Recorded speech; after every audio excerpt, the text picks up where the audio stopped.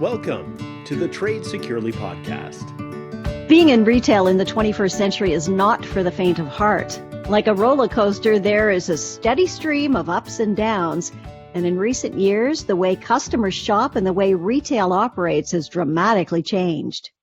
A retail report from Deloitte had called for a modest acceleration of household expenditures, with retail sales expected to rise by roughly 5% in 2020. And the only real challenge to that seemed to be household debt levels. And then came COVID-19 and the global shutdowns. Welcome to the Trade Securely podcast. I'm Janet Eastman, and this episode, The Retail Rollercoaster, features a panel discussion on the current state of the sector. My guests today are Stephen Giorgetti. He's Vice President and Director of Information and Grading at Euler Hermes North America. Welcome to the show, Stephen. Thanks for having me. My pleasure. Also joining is his colleague, Matt Cobo. He's Vice President and Retail Industry Manager at Euler Hermes. So welcome to the show, Matt. Thank you, Janet. Hello. And Euler Hermes is a global trade credit insurance provider. So Matt and Stephen are going to be providing insights from the provider perspective.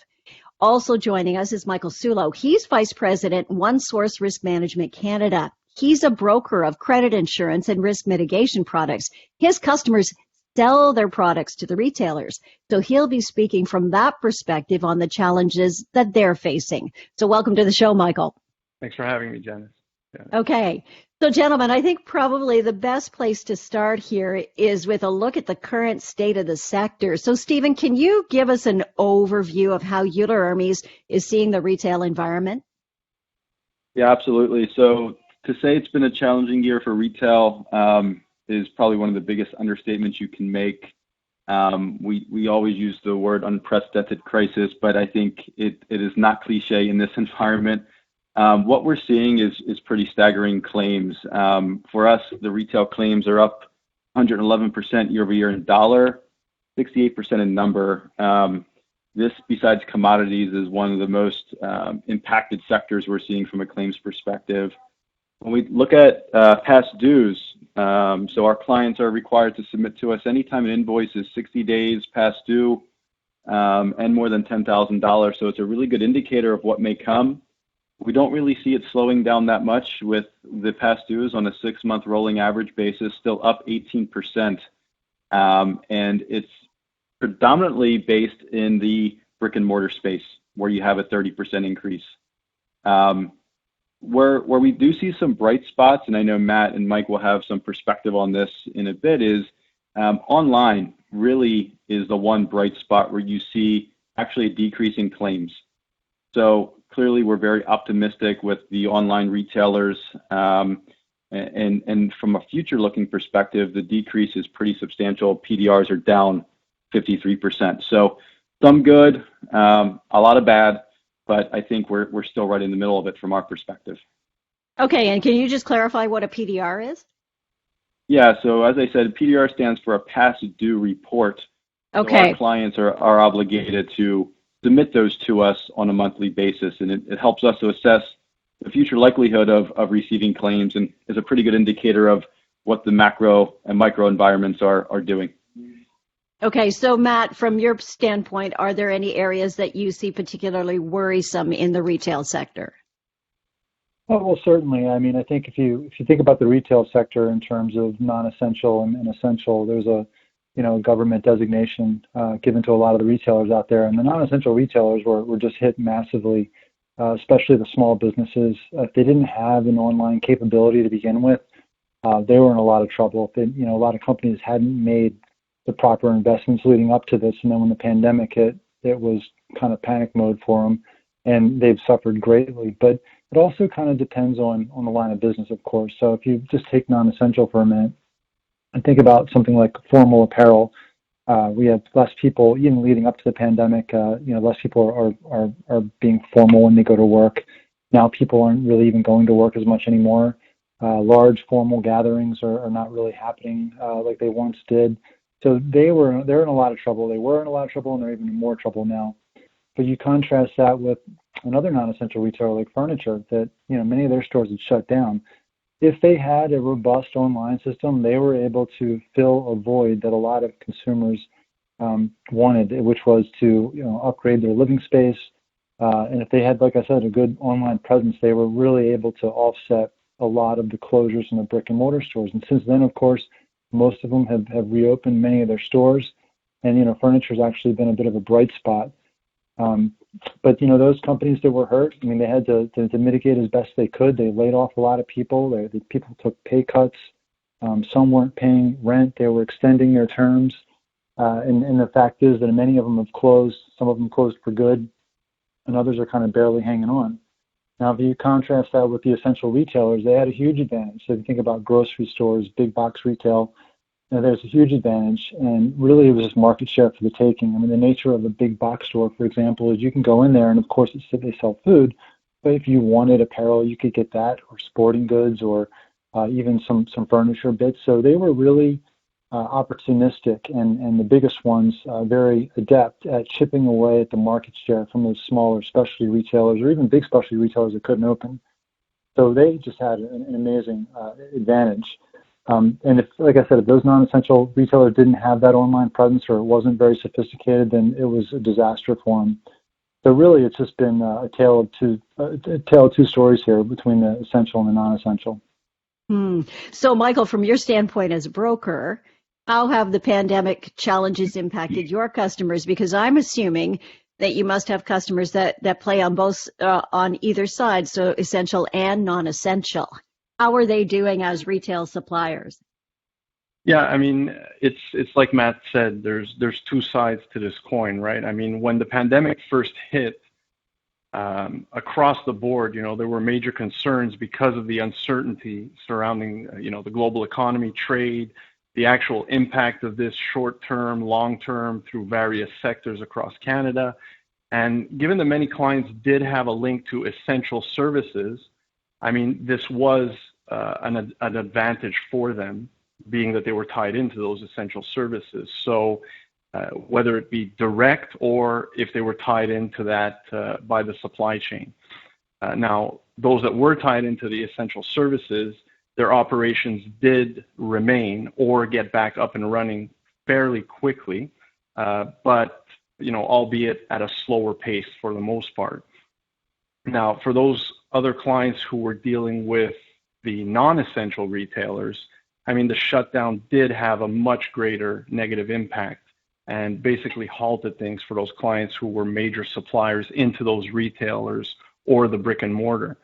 Now, we have seen that shipments and orders have been at somewhat of a reduced volume for certain clients, which was obviously tied into the shutdowns and also due to adjustments in, if you want to call those consumer spending habits, right? There was also something that we kind of forget too in the equation is that work from home factor, which had affected a lot of businesses. Like, this was uncharted territory for a lot of companies. It was a big shift for people who are now required to work from home rather than their habitual office environment. So this change in work environment also required very quick maneuvering by businesses to make sure that there was as little disruption as possible on the operational side of things. On the last Trade Securely podcast, we looked at how payment practices had changed since COVID.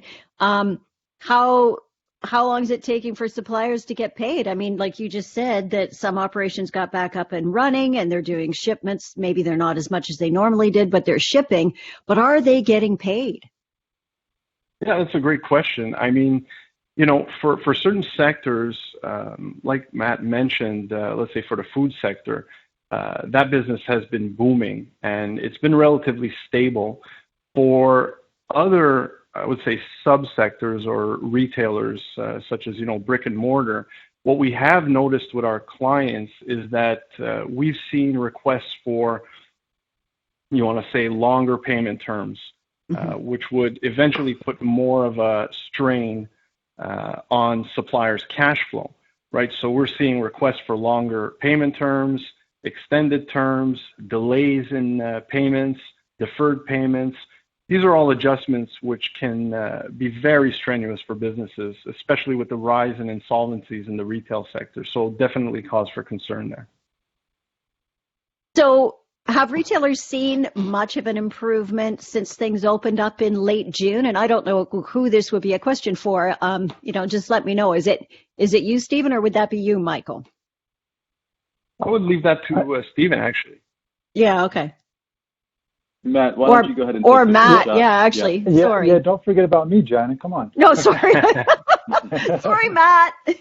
No, it's okay. No, that's a good question. I mean, retailers in general, since opening up in late June, yes, there has been a surge. It's been a lot of pent up demand.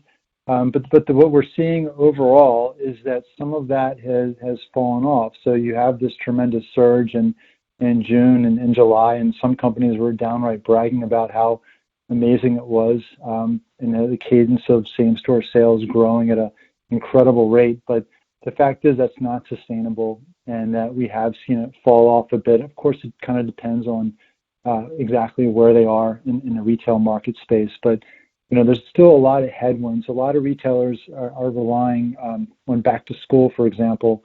And I know in a lot of parts of the world, and especially in the U.S. and in Canada too, not everyone's going back to school the same way. And that's putting a damper on what they usually expect to be their second most important season of selling behind the holiday, of course. So, the pandemic has changed the habits. The surge was there, and some are still riding it, but it's really important for these retailers to try to find a way to keep that momentum going and really not lose their focus at the moment. I guess, when you talk about some retailers, like the larger retailers, there were quite a few of them that were struggling even before this, because last Christmas they didn't have that great of a season either. So let's talk about these larger retailers, some of the department stores. What's their situation like? Well, it's really rough for them right now. I mean, a lot of these department stores are mall-based. They're anchors to these stores, and for a long time, just the consumer evolution and retail evolution, you've had tons of large space brick and mortar mall type indoor shopping environments, and those are really going away, and they were already going away. So this has really accelerated that whole shift, and so many of these department stores are stuck with a huge store footprint that's just unsustainable and really not a good fit for 2020 post-pandemic. So these these department stores especially, some of them have gone into bankruptcy. Some of them are trying to survive. Some of the mall companies are actually trying to buy the retailers. They're trying all sorts of creative ways to save that. But the reality is that the old business model of the department store just isn't what it once was, and really the void has been filled by some of the larger big box retailers who can kind of do it all and have a ton of investment for years into their online capabilities. Stephen, what does it mean if we lose some of these big retailers? I mean, at the end of the day, we shouldn't be surprised. Because if we go back in time and look at the evolution of these large retailers filing bankruptcy, you've seen some notable ones pre-pandemic. So I think, Euler has said, you've seen it widely publicized, the retail apocalypse, right, for at least the past 3 years. From my perspective, this is just accelerating what would have otherwise have been inevitable. So, I don't think that the world is going to change in a direction that we weren't expecting. Yes, it is accelerating what we would have otherwise have seen, but the push to a higher portion of online, the push to, having more convenience with the delivery services, you see what Target is doing, Walmart, Amazon, of course. It's really a question of who made the right investments over the past 5 years to transform their business to be able to do this in a more dynamic way. But for me, the pandemic didn't necessarily kill the large retailer. It just accelerated what already would have been. Mm-hmm. Michael, from your standpoint, and I'm sure you've got clients who are selling into some of those large retailers, what kind of advice do you give them, or what kind of questions are they asking you about their situation supplying these people? Well, I mean, when we're talking to clients who are currently selling into these, I mean, the concern is there. And, to touch on the point of both Stephen and Matt, and to put a bit of perspective onto what's going on in Canada, let alone the U.S., I mean, there have been 22 major Canadian companies who sought creditor protection in May and June alone, which, from what I understand, is almost 4 times as many as would have occurred under normal circumstances. So, both Stephen and Matt, I mean, it rings true when they're saying this is just, I would say, speeding up what was already occurring in the retail sector. And when we're talking about those Canadian companies, many of these were very well-known names. So when you see these names coming through the newswire, I mean, saying it's a cause for concern, again, it's an understatement. And, a lot of clients that we're dealing with are left wondering who's going to be next, right? So there are heavy concerns. And, although not all retail sectors have been affected the same, we do see the concern at large because there are still many unknowns and variables left unanswered, which could, again, affect payment ability going forward even more so than it is now from the concern standpoint. So, some clients have been reluctant to ship their standard amounts or larger amounts to certain retail clients. Most are taking a more conservative approach to mitigate the potential risk. On the flip side of things, though, some of our clients who operate in the building materials sector, just as an example, who sell to those larger retail outlets, they have seen an uptake in sales over the past few months due to an uptake in consumer spending habits tied into that specific sector. So it's not all negative depending on the subsector, but I mean, the conversation always stems around the concern, what's going to happen to the retail sector in the next 6 to 8 months, especially after the holiday season that's coming because of what happened last year, I would say. On that side of things, yeah, and I guess, the benefit that anybody who has a receivables insurance policy is that they can go to their broker and their provider and get as much current information as possible because you guys are tracking what's happening all the time. So they're not sitting out there flying blind, like they are getting bits of information to help them make whatever necessary decisions they have to make, right? Exactly. I mean, from a coverage standpoint, we're definitely not in a soft market right now, given the situation. And the retail sector, again, has not and is not the easiest of sectors, especially brick and mortar. So that said, and to your point, there are creative solutions that we as specialty brokers can access and provide to our clients in order to bridge the gap of coverage or actually give additional comfort to their businesses and provide support throughout these times. At OneSource, we're always trying to find innovative and constructive ways to work with our clients and the insurance markets, provide that support and especially the guidance to clients so that they can continue to trade with confidence and secure their business at the same time. And sorry, go ahead, Stephen. Yeah, just to jump in on that, and then Matt, you can go.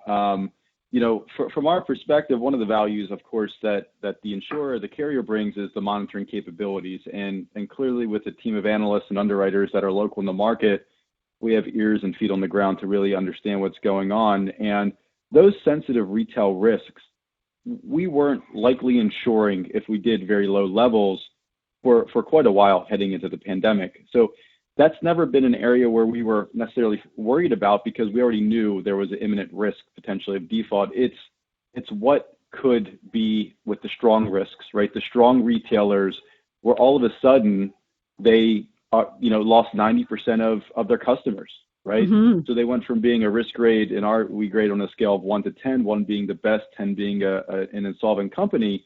They're a risk grade 1 today. Tomorrow, are they a 6? Are they a 7? Are they potentially going bankrupt? And that's where our value with information comes in to be able to help navigate that for our clients and for our partners like OneSource jointly, so that we can make the best credit decisions for our joint clients.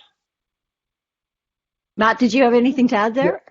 Well, yeah, I was going to kind of basically say what Steve was saying. For the most part, I don't think that many of these bankruptcies took us by surprise per se. I think that many of the companies that are the worst off obviously had issues going into this whole pandemic period. And there's a couple of common characteristics of a retailer that's going to be in trouble. And that's usually if you can see their balance sheet, if it's a public company, or in our case, we have a lot of visibility on private companies too. But if you look at their balance sheet, if they're heavily debt laden, if they're private equity owned, if they had a difficulty maintaining positive sales trends leading up to this, if they were a non-essential retailer, think apparel especially, those are the companies that if you fit that criteria and you really had a lot of debt issues and perhaps at that point you weren't going to get as much bank support, those are some of the telltale signs of a retailer that's going to be in distress and might struggle to get through this. It's really, liquidity is so important. So when you think about what's going on in the marketplace right now and you have access to financials, you have to look at their balance sheet. You have to really try to quantify their liquidity and really make a good estimate to say, how sustainable is this company? How long can they absorb what's going on right now? And so it's really uncharted territory that, here we are in September, and it's been months now. And, the longer this drags on, the more previously semi-healthy companies are going to start going into distress. So, that's the thing that we're taking a real close look at, and it does make it a challenge, but it's not usually, these bankruptcies usually don't just, pop out of nowhere. So, Stephen, you had mentioned earlier that you said one of the bright spots that we've seen so far is online shopping, and then some retailers, even small retailers that I've seen in the town I live in, they started doing curbside pickup. Are these the saviors to retail, do you think? Not so sure savior is the right word. I think it's a lifeline to get them through is probably the better perspective. I mean, a lot of retailers do this. Sometimes it's very clumsy in how it's coordinated. So I would point it as it's the lifeline to better days, but by no means, from my perspective, do we see it as a savior for the business. And the online shopping too, the cost of shipping, if they're absorbing shipping costs, that's got to be hurting because shipping costs can be very expensive too, right? So online shopping, it has some challenges. But when you consider the online capabilities of these traditional brick and mortar operators, one thing that you'll hear in their investor calls and all that is it really does negatively impact their margins because, like you said, John, it does cost more to do that.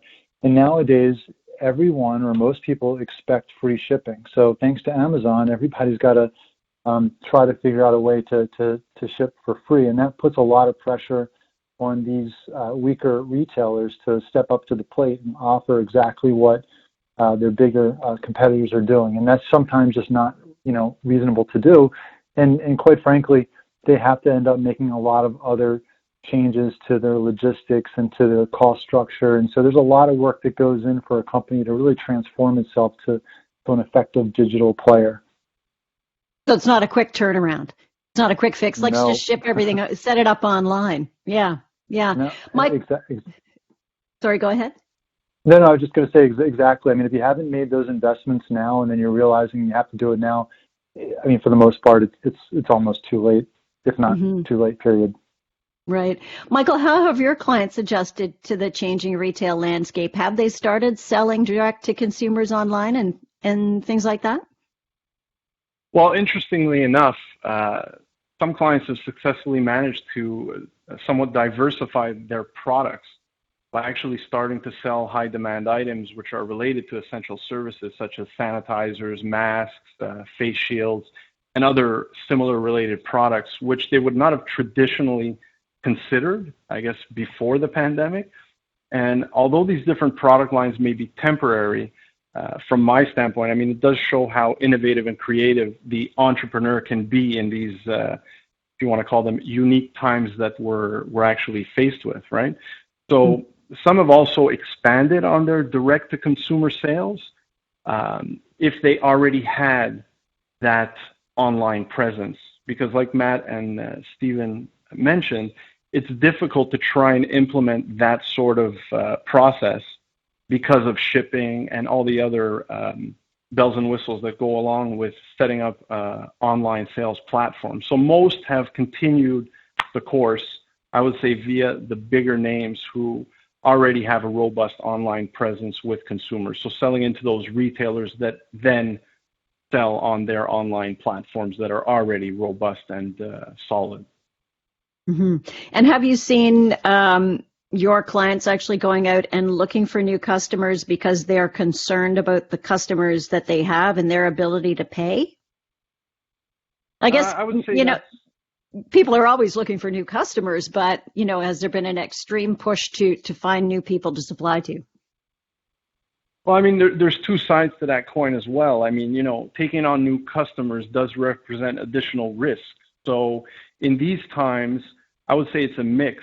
So, if the coverage is there and they can sell to those new potential clients, then yes, but there's somewhat of a hesitation, I would say, because no one really wants to add more risk in these sectors, especially not if they're selling into brick and mortar. So, new clients are hard to come by, number one, and it's a difficult time, I would say, to take on new risk in a portfolio in the retail sector. So it's a mix. We see a mix. But typically they're focusing on their existing, and they want to try and alleviate some of the pressures and stress that just go hand in hand with dealing with those existing clients.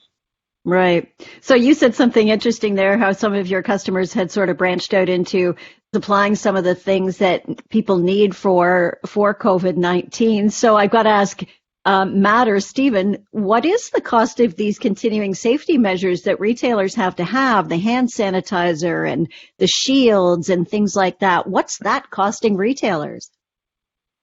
Well, it's of course, Jen, it's not free, but I think that most of these brick and mortar retailers, it's absolutely paramount that they demonstrate a level of commitment to providing a safe shopping experience. So, when you're talking about the plexiglass between in the checkout counters or enhanced cleaning for the stores, the hand sanitizer everywhere, these are all added costs. But if that wasn't the case, or if somebody goes in there and doesn't get the sense that the company is committed to having a safe shopping environment, it's only going to hurt worse.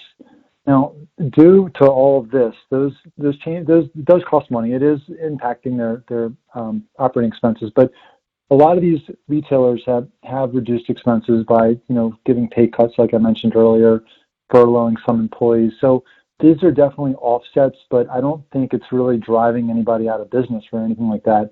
It's really just their commitment. They need to demonstrate and give confidence to the consumer, because without that, then people aren't going to be going in the stores.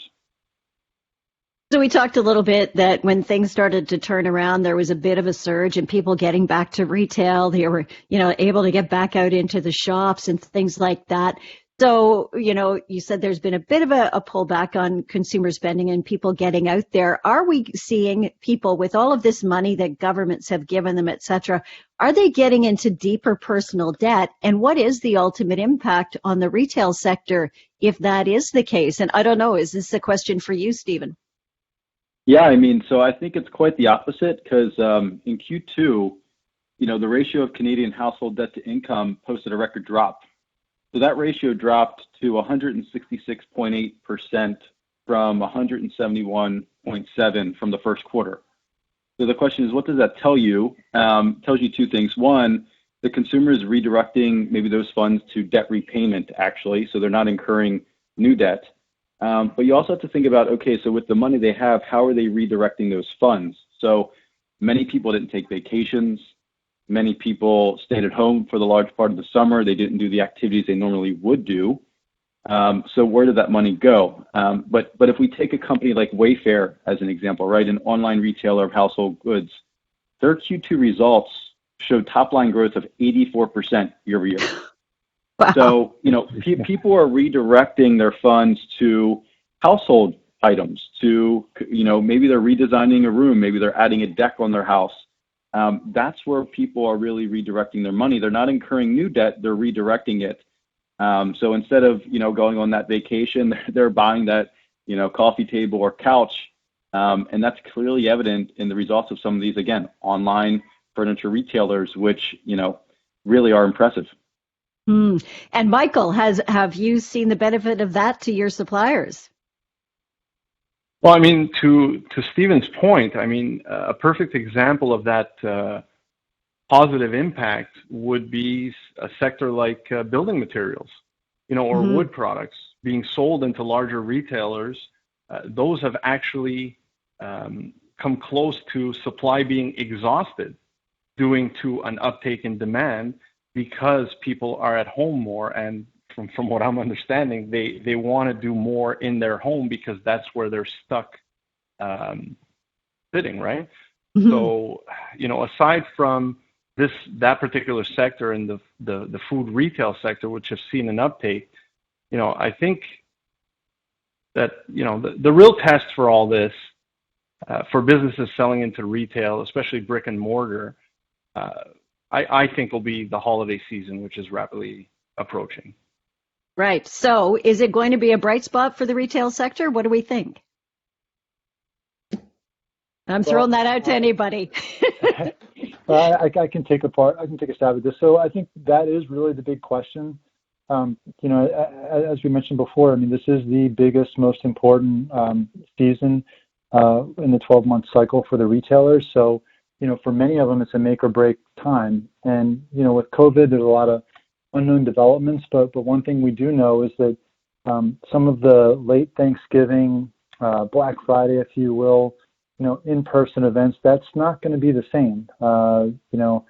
It's just not, doesn't make sense today. So what I think what you're going to see is you're going to see Cyber Monday, of course, being even bigger than it's ever been.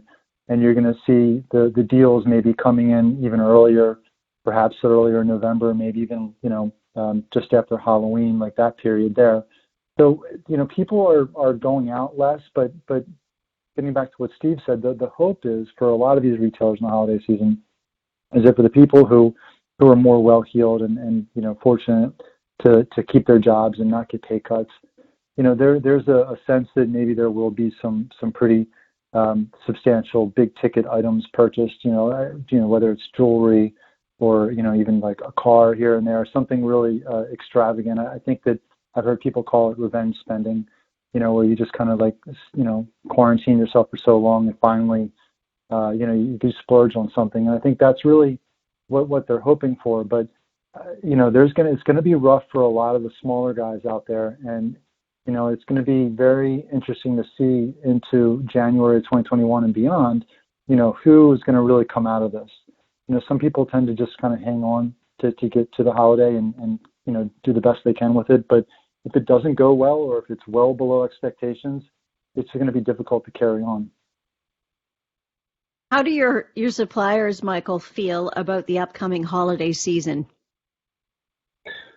Well, I mean, there is concern there. I mean, as far as inventory is concerned, we haven't seen many suppliers holding on to much inventory as of late, but that inventory is going to increase as more substantial orders come for the holiday period, which, we're going to see the results of those sales coming through, like Matt just mentioned, into January 2021. So there is concern there as well, even though the holiday season is a peak period for a lot of the suppliers into the retail sector. So the concern is not going away just because it's going to ramp up for the holiday season. I think the concern is actually growing as that approaches. Okay. So there's a talk that Canada is in this K-shaped recovery with some winners and some losers. Overall, and I think we kind of talked about this a little bit earlier, but what do you think the overall impact for retail and suppliers are going to be in the future? Some are going to be with us and some are going to be gone. Stephen? Yeah, Matt, why don't you go ahead and take this one? Okay. Yeah, I think what you got is that the winners are going to, have been able to endure all this because they had a compelling business model to begin with. They were, probably had a healthy liquidity position. And they had some creative leadership because that's what it's going to take. It's going to take the leaders of these companies to recognize that in order to survive and in order to thrive, they have to adapt and they have to be nimble And if they were doing it right the whole time, they were already well positioned to make some of these changes. I mean, things will eventually shake out, but there are certain retailers that are going to emerge from this with better name and brand recognition, and they're going to be the ones that people think about. There are a lot of retailers that were receiving business from first-time customers because that's maybe all that was available at the time. So it's going to be important for those types of businesses to really double down on just how they interact with their customers in a safe and effective way. So, there are going to be winners for sure, but it's just in any other economic cycle and downturn, there's going to be plenty of people that don't fare so well, and that's what we're here for, to try to figure out and identify and flag those companies that we think are in danger. Okay, so how about we have some key takeaways from each one of you about what you think we've learned from this, the last 8 or 9 months, and where do you think we're going to go? So do you want to start, Stephen? Yeah, I mean, I think it's really prudent to evaluate credit risk in this environment, right? So we're not in an environment where you want to take unknown risks. So to partner with someone like OneSource and Euler Hermes clearly is a good idea. The other thing is, from a consumer perspective, I think, you might be in for a bit of a surprise positively, right? Because what comes along with this, potentially challenging holiday season is probably a heavy promotional period from these retailers. So there will be some good deals to take advantage of from a consumer perspective. But from a retailer perspective, it's going to be, I would say, the make or break season. You might have some that have tried to hang on to see if they can make it through this holiday season. Like most, we historically would see the highest rate of bankruptcies occur in the first quarter, right? Did the retailer make it through or not? So that will certainly be the case this year. To what extent, we don't know, but it's certainly going to be probably one of the most important retail seasons in recent history, I would say. Okay, what about your thoughts, Matt? Well, I think that when you think about what's been going on and what the consumer is going through and kind of the, some of the economic headwinds that people are experiencing, consumer spending makes up a huge chunk of the macroeconomic environment. So, this impact of government intervention with whether it's U.S. or Canada, and that really does provide a lifeline to a lot of people out there who don't have the job they had before, or they had a job in an area that just isn't going to thrive in this environment. So, I think it's really important that one thing I hear all the time when I talk to private companies is, the help that's given them, that the consumers are still able to spend money there, and not just the people that were well off to begin with. I think the other thing that you're going to see is the store footprint is just so ridiculously saturated in a lot of parts of the U.S. and Canada. And I think that obviously there's already been a trend to reduce the store counts. And I think that's going to continue.